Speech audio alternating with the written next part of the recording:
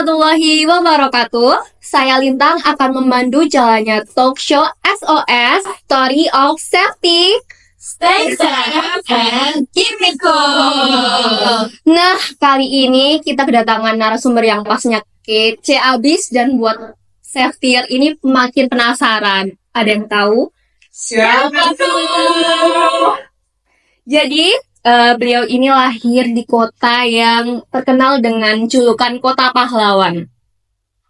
Beliau lahir pada 22 September, tepatnya pada tahun 1997, di kota Surabaya, memiliki nama lengkap Nabila Sarvina Sekar Nuriwanti. Namanya cantik banget ya guys, sesuai sama orangnya. Oke, beliau menempuh pendidikan sarjana pada bidang kesehatan masyarakat di Universitas Airlangga pada tahun 2015 dan melanjutkan pendidikan magisternya pada bidang kesehatan dan keselamatan kerja atau K3 di universitas yang sama yaitu Universitas Airlangga pada tahun 2021. Saat ini, beliau merupakan dosen pada program studi Sarjana Terapan Keselamatan dan Kesehatan Kerja atau K3 Sekolah Vokasi Universitas 11 Maret. Tepuk tangan dulu dong teman-teman. Oke, jadi tanpa berlama-lama lagi, kita sambut narasumber yang keren kita, Ibu Nabila Sarvina. Halo Septians. Oh ya, selamat sore Ibu Nabila. Bagaimana kabarnya hari ini? Baik. Terima kasih sudah menyempatkan waktu untuk datang ke sini dan berbagi sedikit informasi kepada para safetier nih. Sebelumnya mungkin Ibu bisa menyapa atau perkenalan diri kepada safetier. Oke, mulai sekarang saya memperkenalkan diri ya. Wah, silahkan, Oke. silahkan. Halo Septians. Oke, perkenalkan bagi Septians di luar sana, perkenalkan nama saya Nabila. Tadi sudah disebutkan saya lahir di Surabaya, kebetulan tahun 97 dan saya sekarang sebagai dosen di program studi Sarjana Terapan K3 Sekolah Vokasi UNS. Jadi saya akan di Solo untuk forever seperti ini. Tepuk tangan dong, sekali lagi. Langsung saja tanpa berlama-lama lagi daripada kalian makin penasaran nih tentunya, kita langsung masuk ke sesi talk show SOS. Oke, pertanyaan pertama nih buat Ibu Nabila. First experience apa sih yang dialami Ibu Nabila setelah lulus kuliah dari Universitas Kesatria Airlangga itu tentunya dengan nilai yang keren banget, yang mungkin membuat Ibu tuh mantep untuk melanjutkan program magisternya di studi K3 Airlangga seperti itu. Oke, baik. Terima kasih, Mbak, pertanyaannya. Jadi, kebetulan saya masuk di Erlangga itu di tahun 2015, lalu saya lulus di 2019. Jadi, saya mengambil sarjana kesehatan masyarakat, tapi minatnya adalah K3. Saya agak lupa sedikit, seingat saya, dulu itu saya baru mengambil peminatan itu antara semester 6, sepertinya. Saya semester 6. Semester 6, semester 7, semester 8. Seingat saya ya. Iya. Saya lupa karena sudah lama banget, udah hampir 10 tahun yang lalu pertama kali saya masuk di Erlangga. Dulu itu K3 belum se-eksis sekarang ini. Sekarang ini K3 udah mulai diperhatikan ya sepertinya sama segala macam sektor. Tapi dulu saya ini K3 masih baru untuk muncul gitu. Kalau misalnya Septians tahu SMK 3 PP 50 tahun 2012 itu juga baru muncul kan di tahun 2012. Jadi semenjak 2012 itu K3 baru mulai dikembangkan ya. Jadi baru mulai eksis lah gitu. Jadi tepat di tahun 2015 saya masuk. Lalu saya magang. Jadi saya magang itu di semester 7. Jadi sebenarnya first experience saya itu adalah magang. Itu saya magang di konstruksi waktu di PT Adi Persada Gedung Project Trans Bintaro. Waktu itu punyanya proyeknya Trans ya, proyeknya Trans. Jadi Transcorp ya. Ya, Iya. proyek Transcorp. Jadi itu pertama kali saya untuk magang di sana. Experience secara praktis sih ya. Jadi itu di sana itu saya banyak banget belajar. Ternyata K3 itu karena baru-baru itu juga ya K3 itu ternyata sangat kompleks ya dan melibatkan banyak hal. Tidak hanya bekerja saja, tapi juga melibatkan kekompakan dari tim HSE itu sendiri. Selain itu juga manajemen dalam hal ini misalnya kalau di sebuah project itu misalnya bagian project manager, project leader atau sebagainya lah penambahannya itu juga harus terintegrasi, mereka harus kompak gitu, jangan sampai yang di manajemen bilang apa, yang di lapangan bilang apa gitu. Ketika itu sih karena ketiganya baru-baru jadi mungkin sama-sama ini ya kita sama-sama masih mencari-cari gitu ya Masih gitu. belajar. Lalu saya akhirnya lulus di tahun 2019. Saya waktu itu mengambil skripsi, mengambil tema skripsi itu mengenai loss causation models, salah satu teori kecelakaan kerja loss causation model, di mana saya mengambil job factor dan personal factor dari seseorang terhadap kepatuhan dari alat pelindung diri itu ketika S1. Saya mengambil di project konstruksi waktu itu untuk objek penelitiannya. Lalu saya terus di tahun 2019 saya saya baru kerja di tahun 2020 Oh, iya. sekitar bulan Maret. Saya ingat banget karena itu COVID pertama kali masuk kalau nggak salah Iya. 2020 Maret. Sebenarnya 2019 sudah masuk kayaknya ya akhir-akhir itu 2019 sebenarnya udah masuk tapi kan 2020 baru baru benar-benar nyebar 2020 itu saya malah kerja ternyata saya malah kerja di tahun 2020 itu.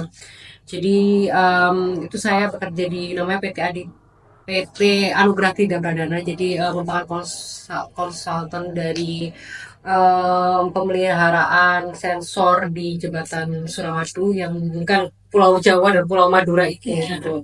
Jadi saya lebih ke ini sih. Saya lebih ke konsultannya. Jadi bukan kontraktornya tapi konsultannya. Jadi di sana experience-nya ya saya lebih ke mengevaluasi lah apakah K3 yang dilakukan sudah berjalan. Nah itu ekstrim sih karena kalau misalnya SFT harus di sini lihat bahwa jembatan Suramadu itu hanya sebuah jembatan.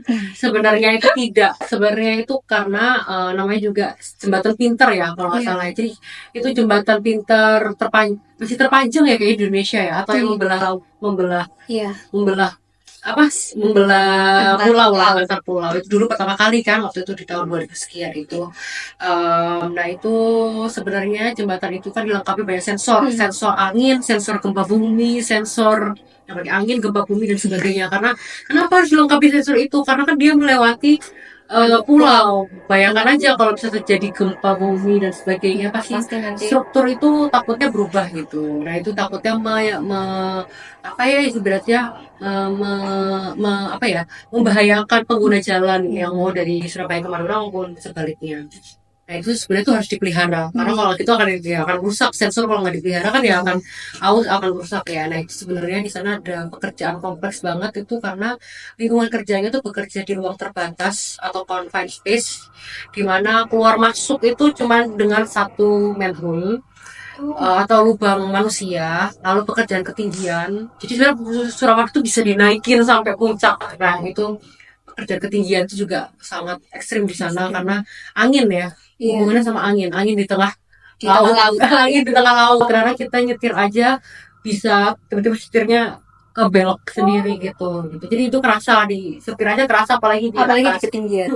Nah itu ekstrimnya di situ sih sebenarnya lebih ke tempat lingkungannya tapi waktu itu kebetulan di sana saya dapat pekerja lapangan yang sangat sangat aware terhadap ketiga alhamdulillahnya ya cuman memang kondisi lapangannya yang tidak oke lah itulah ibaratnya tidak oke lah kondisi lapangan.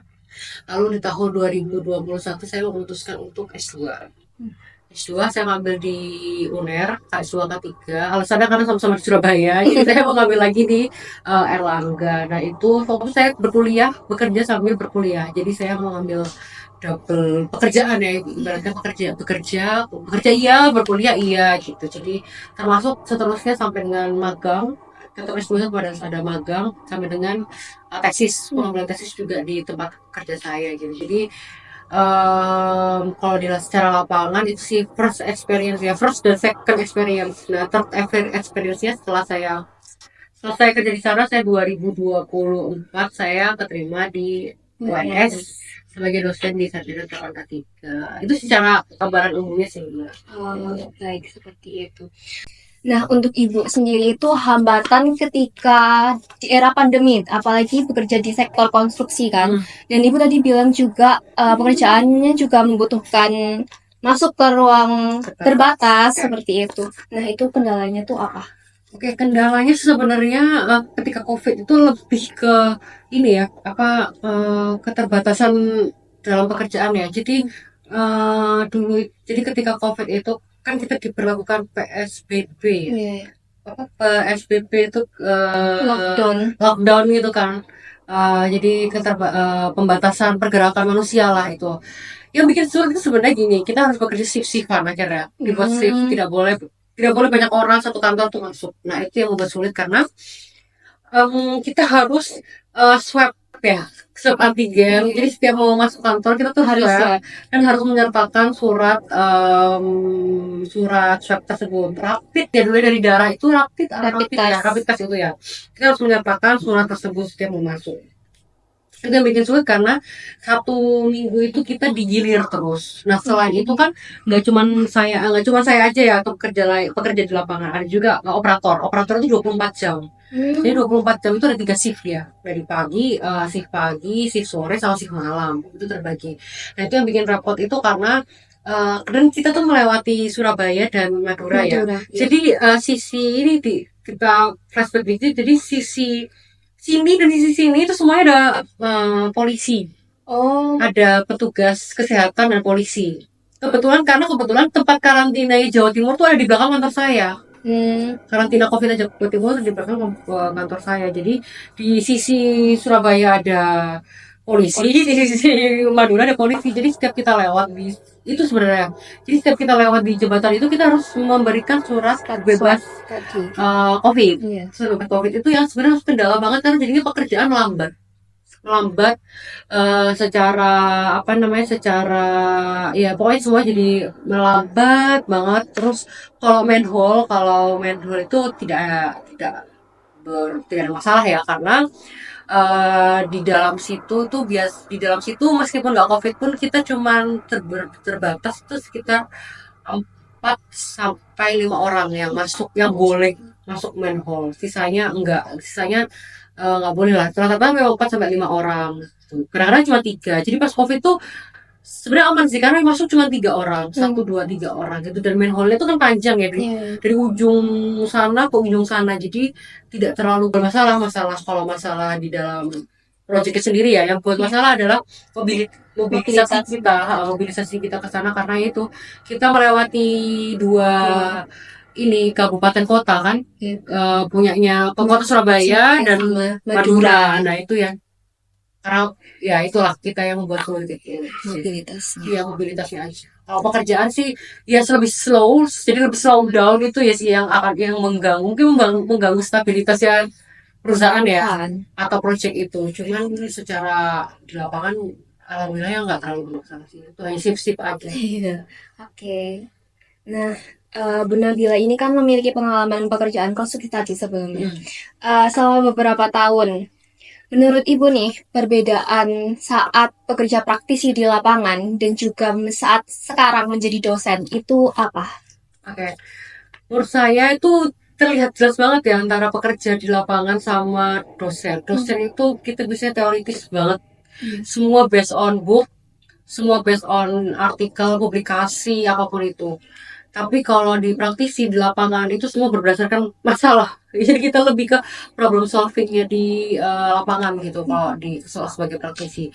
Jadi itu benar-benar membedakan banget gitu antara dosen dan praktisi. Sebenarnya bukan mereka harus bermusuhan ya, tapi sebenarnya harusnya dosen dan praktisi itu kita harus ilmu yang kita miliki antara di praktisi dan di teoritis itu tuh sebenarnya harus apa ya, saling mengisi, saling berkesinambungan, karena yang ada di teori harapannya dibawa ke lapangan, yang ada di lapangan, permasalahan di lapangan bisa diselesaikan dengan teori, nanti akan berkembang lagi menjadi teori apa, dan itu sebenarnya harus saling mengisi gitu antara teoritis dan seorang praktisi. Alhamdulillah sekarang dunia pendidikan di Indonesia kan sudah mulai ini ya, sudah mulai saling mengisi ya antara praktisi dan teoritis. Jadi mahasiswa itu tidak hanya mendapatkan teori aja, teori yang aku aja dari dosen, tapi juga dapat apa ya, dapat permasalahan yang harus diselesaikan dari lapangan. Sebenarnya itu jelas sesuatu yang berbeda banget sih.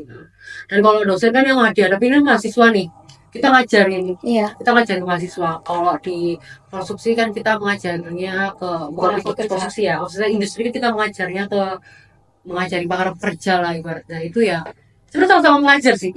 Cuma bedanya kalau di praktisi langsung ada masalahnya aja. Kalau masalahnya di perkuliahan kita langsung dapat dari buku dan sebagainya, kita mengajarkan. Berarti itu ada tantangan tersendiri ya Ibu dalam menjalankan tugas dan banyak struggle atau masalah yang harus Ibu hadapi tentunya.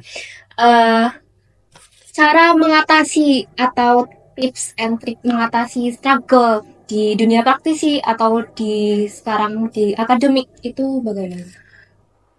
Sebenarnya yang paling sulit itu ya kalau misalnya kita ngomongin permasalahan di dunia dosen ini, teoritis dan praktisi, sebenarnya yang paling sulit itu adalah menghadapi orang. Menghadapi manusia di perkuliahan itu dalam artian adalah mahasiswa, manusia di proyek dalam hal ini ya pekerja dan teman-temannya. Itu yang paling sulit, karena paling sulit adalah kita mengubah perilaku pola pikir seseorang, seperti itu, mengajak dalam sesuatu yang lebih benar lah ibaratnya. Nah itu yang paling struggling sebenarnya dari dua hal tersebut. Tapi kalau misalnya yang lain sih sebenarnya sampai sekarang sih masalah paling kompleks itu adalah menghadapi orang lain sih. Tapi kalau misalnya ngomongin tips and trick ya kita harus mulai mengasah cara kita berkomunikasi. Jadi gimana kita menginfluence mereka, bagaimana kita mendeliver ilmu kepada mahasiswa maupun ke pekerja seperti itu. Itu sih yang masih kompleks, dan ya komunikasi, kita semua harus berkomunikasi, karena kalau misal komunikasi kita cuma satu arah ya nggak akan bagus gitu ibaratnya kan. Kita harus mendengarkan juga masukan atau feedback dari komunikan kita gitu. Jadi ya. Nah, untuk pekerja konstruksi itu kan berasal dari latar belakang yang berbeda ya Ibu. Pernah nggak sih Ibu mendapatkan pekerja yang ngeyel atau sulit untuk dibilangin gitu? Dan gimana Ibu cara menghandle pekerja tersebut untuk tertib dan sesuai dengan prosedur pekerja seperti itu? Oke, kalau kita ngomongin di lapangan, selama saya experience bekerja selama ini, saya mungkin nggak tahu ya experience dari orang lain, setiap orang pasti punya experience masing-masing. Kalau selama ini saya alhamdulillah saya belum pernah mendapati pekerja yang ngeyel. Ngeyelnya enggak, cuma membiasakan sesuatu yang salah itu sering gitu. Misalnya ngapainnya, udah biasa nggak pakai sarung tangan, misalnya udah biasa nggak pakai apa, udah biasa nggak pakai ini, akhirnya nggak bisa terus, padahal akhirnya biasa-biasa terus, akhirnya padahal kalau misalnya kita membiasakan sesuatu yang salah kan lama-lama akan menjadi domino effect ya, akan menjadi sebuah yang namanya tragedi dan sebagainya. Kan kita nggak ngerti hal-hal tersebut bisa terjadi kapan saja, dan tentu kita harus melakukan yang namanya pencegahan gitu agar hal-hal tersebut tidak terjadi. Selama ini saya dapetin itu sih Mbak, belum pernah sama sekali alhamdulillah untuk mendapatkan yang ngeyel enggak. Tapi mereka yang membiasakan sesuatu yang kurang benar itu masih ada gitu ya. Kalau misalnya kita ngomong kayak gitu ya, caranya kita harus mengkomunikasikan terus lagi gitu, kayak ini salah dan sebagainya, atau biasanya waktu saya pernah safety awareness seperti itu, kegiatan safety awareness, kalau juga kegiatan di safety awareness ya terutama, lalu juga di safety morning talk itu kan kita ngomong terus ya, kita mensosialisasikan dan mempromosikan ketiga di pekerja. Nah, harus diingatkan terus menerus kita terkait dengan hal tersebut, dan alhamdulillah hasilnya selalu positif sih selama ini. Alhamdulillah saya mendapatkan experience seperti itu ya. Saya tidak tahu mungkin di sektor lain mungkin yang lebih kompleks lagi ada pekerja yang belum ada yang ngeyel dan sebagainya itu experience orang lain. Baik. Berarti selama menghandle suatu proyek pembangunan tadi, pernah nggak sih Ibu mendapatkan near miss atau mungkin pernah kecelakaan gitu? Enggak sih, alhamdulillah. Tapi kalau ketatap, nirmis ya, kecil-kecil gitu ya. Nggak nirmis itu udah, ya nirmis ya. Kalau nirmis enggak. Kalau ketatap kecil, kebentur gitu-gitu udah biasa ya. Ketemu sih, cuman kalau yang sesuatu yang ekstrim yang kayak kecelakaan gede gitu-gitu, alhamdulillah nggak pernah. Dan nggak pernah juga ada luka dan sebagainya itu belum pernah sih saya menemui hal tersebut. Berarti lancar aja. Berarti ya, sama ini experience yang saya dapatkan sih alhamdulillah bagus ya. Alhamdulillah. Baik. Selanjutnya nih, motivasi Ibu menjadi dosen di kampus Ultramen ini atau kampus UNS ini tuh apa sih? Oke, motivasi saya itu menjadi dosen ya. Karena selama ini saya sudah dari dunia praktisi ya. Saya sudah dari dunia praktisi, dan seiring berjalannya waktu di dunia praktisi, saya juga mengembangkan diri saya dengan dunia pendidikan, dalam hal ini di ya, sekolah S1, S2 dan sebagainya. Nah, karena saya merasa gimana ya, saya merasa selama ini kan experience yang didapatkan di lapangan kan bukan bilang sudah bagus sih, tapi ya kalau menurut saya dengan diri saya sendiri udah oke lah, udah pas lah gitu, udah pas. Nah, saya ingin bergerak di dunia pendidikan. Saya ingin apa ya, menciptakan manusia atau ahli-ahli K3 di masa depan, bahwa sebenarnya tuh kita tuh dibutuhkan loh di Indonesia ini ahli-ahli K3 ini, karena sebenarnya K3 itu sudah harus dimasukkan ke dalam, ya memang harus dimasukkan ke dalam sistem, karena kan hal yang penting K3 itu. Kalau misalnya K3-nya bermasalah terus terjadi apa-apa kan nggak cuman yang rugi, nggak cuman pekerjanya aja tapi perusahaannya juga. Jadi saya ingin menciptakan K3 anak-anak muda K3 di Indonesia seperti itu sih. Kalau dari saya. Baik. Jadi bukan ingin menumbuhkan atau menciptakan generasi baru untuk para safety-safety yang lagi pada nonton nih, tentunya menjadi HSE gitu kan. Nah, soft skill atau hard skill apa sih yang penting dimiliki oleh calon HSE muda ini? Oke, kalau misal soft skill dan hard skill ya. Soft skill yang pertama adalah komunikasi. Kita harus bisa. Orang K3 itu nggak boleh diem aja. Kita harus bisa ngobrol ya sama orang lain. Ngobrol di sini nggak cuman sama sesama orang K3 terus manajemen ya, tapi juga harus sama pekerja. Karena ya tadi itu, karena kita tuh harus mengkomunikasikan gitu. Ayo Pak, ini di sini ada bahaya ini, ada risiko ini, di sini ada gini. Itu sih komunikasi. Terus juga ada negosiasi. Kita harus nego nih ke manajemen. Kenapa kita harus nego? Karena ketika kita ingin menjalankan sebuah program, kita perlu yang namanya sebuah perencanaan. Orang K3 ini. Dan sehingga karena adanya perencanaan tersebut, kita harus bisa menegosiasi dan menginfluence manajemen nih untuk ayo kita harus menjalankan program ini, kan program ini akan bagus nih buat perusahaan, akan bagus buat pekerja. Nah, seperti itu yang harus dimiliki secara soft skill ya. Kalau hard skill tentu saja safety years itu harus bisa, yang namanya terutama orang K3 adalah IBPR, identifikasi bahaya, penilaian risiko. Itu memang hal-hal basic yang harus bisa. Kita tuh harus bisa mengidentifikasi segala hal di sekitar kita, bahaya biologi, kimia, fisik, psikososial, ergonomi, itu semua harus hafal lah. Lalu juga membuat SOP. Nah, itu juga hard skill yang harus safety years ini untuk mengerti itu, bahwa memiliki hard skill tersebut itu basic, itu penting ya basicnya, dan yang lain pasti saya kira akan mengikuti sih itu.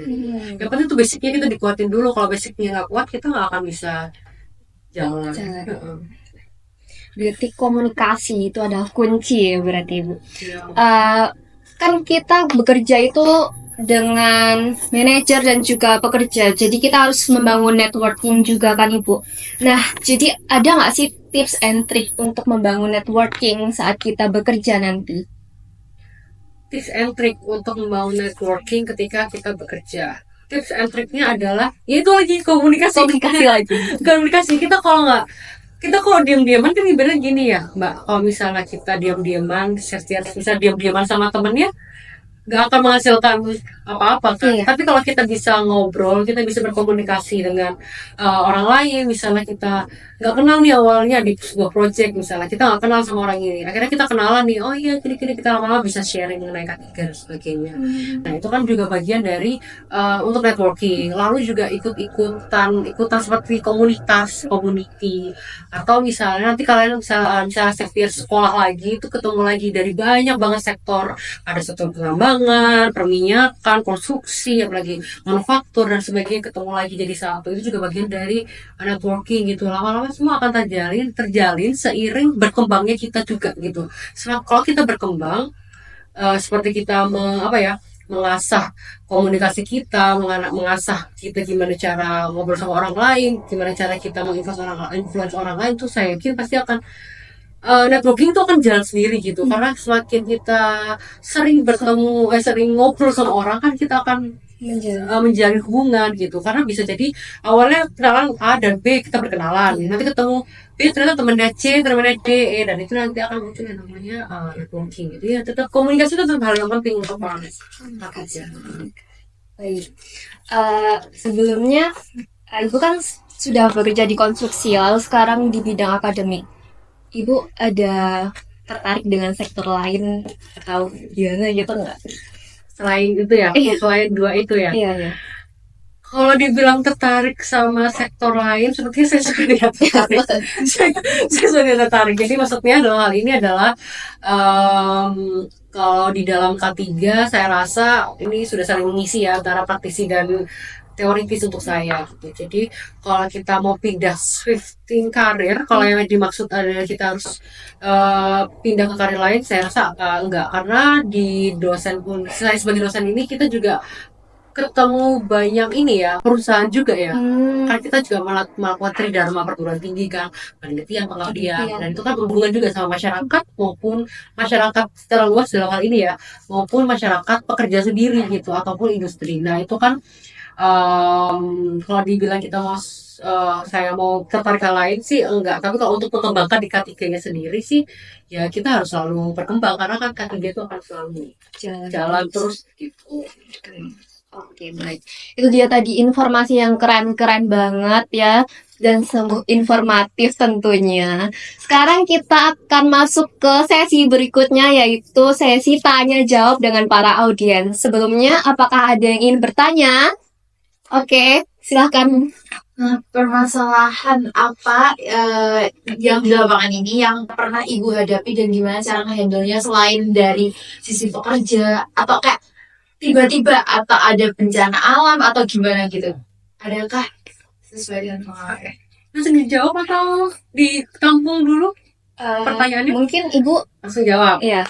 Oke, kalau misalnya selain dari pekerja sendiri itu, selain dari pekerja itu sih, ya itu tadi selama experience saya sih ya, yang paling sulit itu ketika saya mendapati pandemi COVID itu, karena kita lockdown kan 2020, 2021, 2022 ya, hampir 3 tahun kita berkecimpung dengan COVID. Dan COVID itu kan yang paling parah itu di 2022 seperti 2021 ya, yang India itu, yang COVID yang India masuk itu. Nah itu yang paling parah banget karena karena itu merubah kehidupan kita ya. kehidupan kita sekali, karena jalan-jalan tiba-tiba sepi, ambulans di mana-mana, lalu juga tiba-tiba banyak orang yang meninggal dan sebagainya di waktu itu. Nah itu yang bikin akhirnya sudah muncul ketakutan sih, kita beneran nggak sih harus kerja keluar ini, apalagi konstruksi kita nggak bisa berhenti ya, kecuali mungkin sektor-sektor lain yang bisa dilakukan WFH, work from home gitu. Tapi kan untuk konstruksi kita harus tetap bekerja. Nah itu sih Mbak permasalahan yang paling sulit selama ini, karena bencana si pandemi COVID itu yang sangat sulit ya untuk sebenarnya sangat sulit untuk itu sih kita mengatur psikisnya orang-orang sih untuk tetap semangat kerja ini gimana sih caranya di samping dengan ketakutan yang terjadi maupun keluarga yang ditinggalkan karena COVID itu sebenarnya. Jadi lebih ke mentalnya dari pekerja. Kalau secara pekerjaan sendiri sih sebenarnya enggak. Itu sih kalau misalnya selama ini ya experience saya sebenarnya. Baik, seperti itu. Apakah sudah menjawab, Mbak Eva? Untuk yang lain, apakah ada pertanyaan? Oke, silakan. Menurut Ibu, sektor apa yang paling menantang? Maksudnya kayak permasalahan-permasalahan yang pernah Ibu hadapi itu lebih menantang di sektor formal atau informal, Bu? Oke. Jadi formal dan informal ini memang sesuatu yang ini ya. Kita K3 itu sebenarnya nggak, kita selama ini cuma fokus ke industri, manufaktur, konstruksi, tambang dan sebagainya. Padahal informal itu juga ada. Informal dalam hal ini seperti petani, nelayan, lalu apalagi ya, pekerja home industry, gerabah, batik, pembatik dan sebagainya. Padahal mereka sebenarnya juga butuh yang namanya K3. Nggak cuman pekerja formal aja. Kalau misalnya formal kan kita enak ya, sudah ada sistem. Biasanya informal itu belum ada sistem. Misalnya nelayan pasti mereka tuh risikonya mereka dehidrasi atau sunburn, kulitnya terbakar karena Papar matahari. terus. Lalu membatik misalnya ada ekonomi, itu masalah ekonomi. Lalu apalagi dan bising, debu dan sebagainya. Nah itu hal-hal yang kita temuin di sektor informal. Jadi sebenarnya kalau dibilang tantangan terbesar itu sebenarnya informal. Sekarang sih mungkin di Indonesia sudah mulai ini ya, Puskesmas ini sudah mulai bagus ya pembimbing kesehatan kerjanya untuk mengatasi menaungi sektor informal di sana. Sudah mulai banyak kegiatan dan sebagainya. Cuma memang sebenarnya masih butuh nih orang-orang K3 di sektor informal karena mereka benar-benar nggak ada sistem kan. Mereka nggak ada sistem seperti perusahaan kita harus memenuhi yang namanya SMK 3 dan sebagainya. Tapi kalau di industri informal seperti misalnya petani, nelayan kan mereka bekerja kadang-kadang juga suka-suka ya, bebas kan ya. Kadang-kadang kalau musim panen mereka kerja, nggak musim panen mereka nggak kerja dan sebagainya. Nah itu kan pekerja lepas-lepas seperti itu yang sulit gitu. Padahal sebenarnya permasalahan mereka itu juga banyak gitu. Selama saya pernah magang juga di sektor informal, dulu saya di S1 pernah KKN itu bekerja, KKN belajar bersama masyarakat ya kita dulu, dan PKL juga belajar sama masyarakat. Nah itu yang saya temui yaitu sektor-sektor yang mereka ini rata-rata banyak keluhan mengenai nyeri punggung, low back pain. Ya kita kalau kenal low back pain sering banget terjadi di industri di informal gitu. Sama seperti ketika saya membimbing magang mahasiswa, teman-teman mahasiswa ini juga masalah di informal juga kebanyakan adalah seperti masalah musculoskeletal disorder gitu sih. Itu yang paling menantang sih Mbak sebenarnya. Kalau formal kan dia sudah ada sistemnya ya, enak gitu, kita tinggal memenuhi yang mana, audit, inspeksi dan sebagainya. Tapi kalau informal kan belum ada. Nah itu sebenarnya masih harus menjadi perhatian dari dunia K3 khususnya di Indonesia. Apalagi kan kita mata pencahariannya kan banyak ya, dari petani, nelayan, dan itu adalah makanan-makanan yang dimakan orang-orang Indonesia, petani padi jadi nasi, lalu ikan dan sebagainya. Nah itu ya, itu sih. Seperti itu. Apakah ada tambahan lagi? Mbak, ingin bertanya? Jadi kan ilmu K3 kan seiring berkembangnya zaman kan akan terus berkembang sesuai permasalahan yang terjadi di masyarakat. Nah, untuk saat ini fokus apa sih yang menjadi arah pada ilmu K3 itu sendiri? Baik, K3 itu memang sekarang itu lagi berkembangnya ya, lagi mulai mengarah ke perilaku manusia ini sekarang lagi dikembangkan. Ada yang namanya safety culture maturity level. Nah itu jadi tingkat budaya kematangan budaya keselamatan di sebuah perusahaan. Itu juga lagi berkembang sekali mengenai hal tersebut gitu. Jadi perilaku manusia, bagaimana manusia itu berperilaku aman secara terus-menerus, konsisten dan sebagainya, itu memang sekarang tuh lagi dikembangkan sekali masalah perilaku. Mungkin sama seperti halnya kemarin ketika COVID tiba-tiba kita dulu nggak pernah adanya penelitian mengenai bukan nggak pernah ya, mungkin jarang ada penelitian mengenai work life balance, lalu ada beban kerja berat dan sebagainya, itu dulu masih jarang. Tapi semenjak COVID kita udah mulai bergeser ke work life balance, bagaimana bekerja antara kehidupan pekerjaan dan kehidupan pribadi itu berjalan dengan beriringan seperti itu. Nah, sekarang juga mulai bergeser lagi nih, udah mulai nggak COVID kan, bergeser lagi ke perilaku manusia. Gitu. Jadi K3 itu sekarang lagi mulai berkembang. Nggak tahu nih tahun depan tiba-tiba bergeser kemana lagi untuk penelitian-penelitiannya seperti itu. Jadi saya yakin K3 ini bisa multidisiplin ilmu ya. Saya rasa psikologi ada, lalu hygiene industri pasti juga ada, terus permasalahan kesehatan ada, permasalahan keselamatan sendiri itu ada, cara kita ngomong gimana bahasa Indonesia yang baik juga ada, istilah-istilah bahasa Inggris, pelajaran bahasa Inggris juga digunakan, komunikasi juga, etika juga. Jadi banyak lah ilmu-ilmu yang dipelajari dalam K3 sebenarnya, dan itu sebenarnya harus dimiliki sih oleh orang-orang ahli K3 di mana tuh sisi. Seperti itu Mbak Lala. Apa sudah menjawab?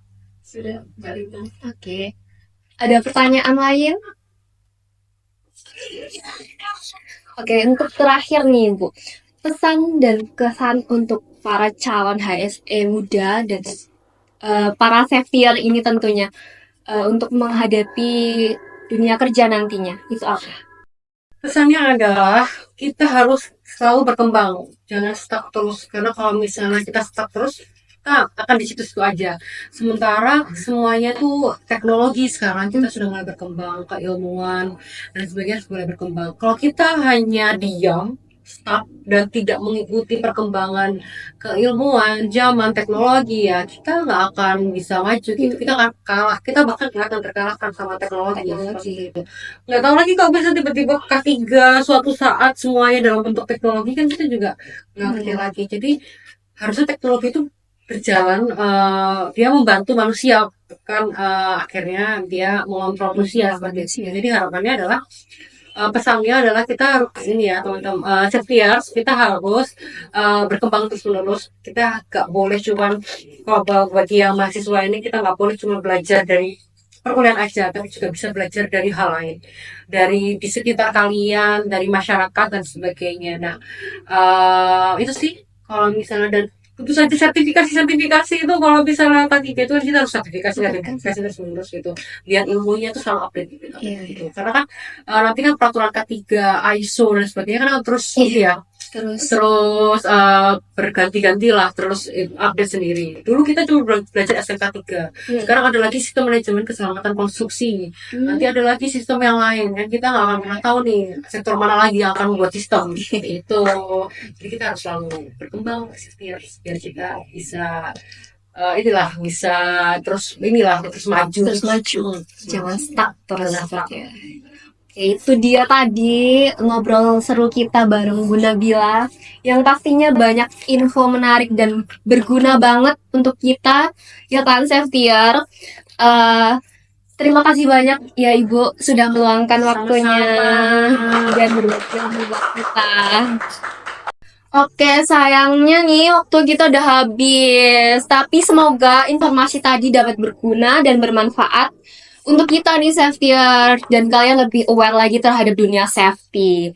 Jangan lupa terus jaga diri dan orang sekitar ya. Story of safety.